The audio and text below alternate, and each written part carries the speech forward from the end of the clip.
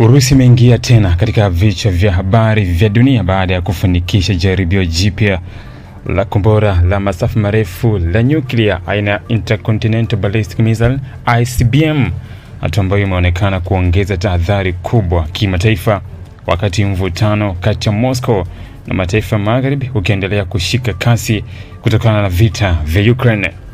Jaribio hilo lilifanyika siku ya Jumanne, Mei 12 mwaka 2026 na kusifiwa moja kwa moja na Rais wa Urusi Vladimir Putin, ambaye alisema mafanikio hayo yanaonyesha nguvu, uthabiti na maendeleo makubwa ya teknolojia ya kijeshi ya taifa hilo.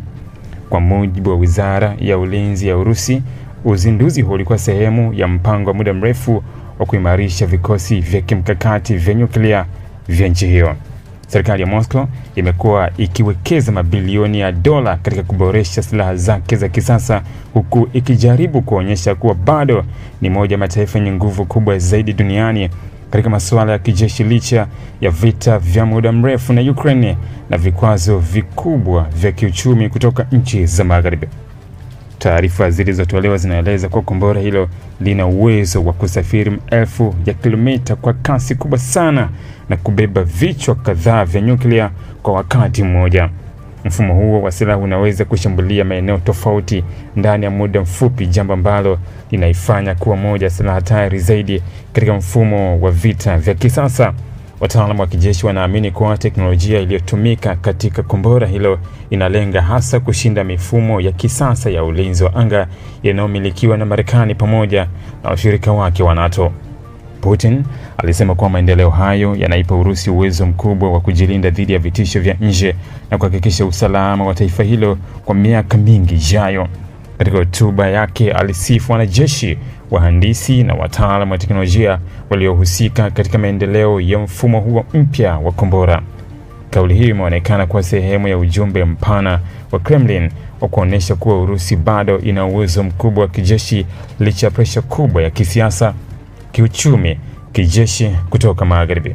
Jaribio hilo limekuja siku chache tu baada ya Putin kudai kuwa vita nchini Ukraine vinaelekea mwisho.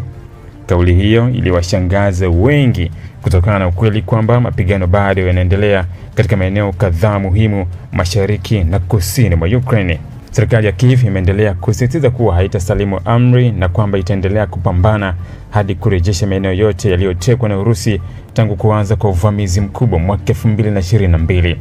Katika kipindi chote hicho cha vita, Moscow imekuwa ikitumia mara kwa mara uwezo wake wa nyuklia kama sehemu ya mkakati wa kisiasa na kijeshi wa kutuma ujumbe kwa Marekani na washirika wake wa Ulaya. Mara kadhaa viongozi wa Urusi wameonya kuwa taifa hilo likikabiliwa na tishio kubwa kwa usalama wake linaweza kutumia kila aina ya silaha kulinda maslahi yake.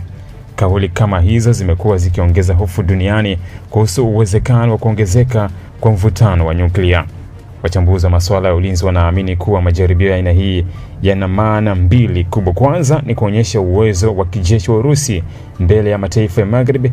Pili ni kuimarisha hali ya kujiamini kwa wananchi wa Urusi wakati taifa hilo linaendelea kupitia changamoto za vita na vikwazo vya kimataifa. Kremlin imekuwa ikijaribu kuonyesha kuwa uchumi na jeshi lake bado vina nguvu licha ya mashinikizo makubwa kutoka nje. Katika miaka hivi karibuni, Urusi imeongeza kasi ya kutengeneza silaha mpya za kisasa zikiwemo makombora ya hypersonic, ndege zisizo na rubani za kijeshi, mifumo mipya ya rada pamoja na silaha za nyuklia zinazoweza kusafiri chini ya maji. Putin mwenyewe aliwahi kusema kuwa baadhi ya silaha hizo hazina mfano duniani na zina uwezo wa kubadilisha kabisa mizani ya nguvu za kijeshi duniani. Jaribio la sasa la kombora la ICBM linaonekana kuwa sehemu ya mkakati huo mkubwa wa kuonesha uwezo mpya wa kijeshi wa Moscow. Ili kuwa mwanafamilia bora wa Global TV, usisahau kusubscribe, like, kushare na kucomment. Baada ya kusubscribe, bonyeza alama ya kengele ili kupata taarifa kwa kila video inayopanda Global TV Online.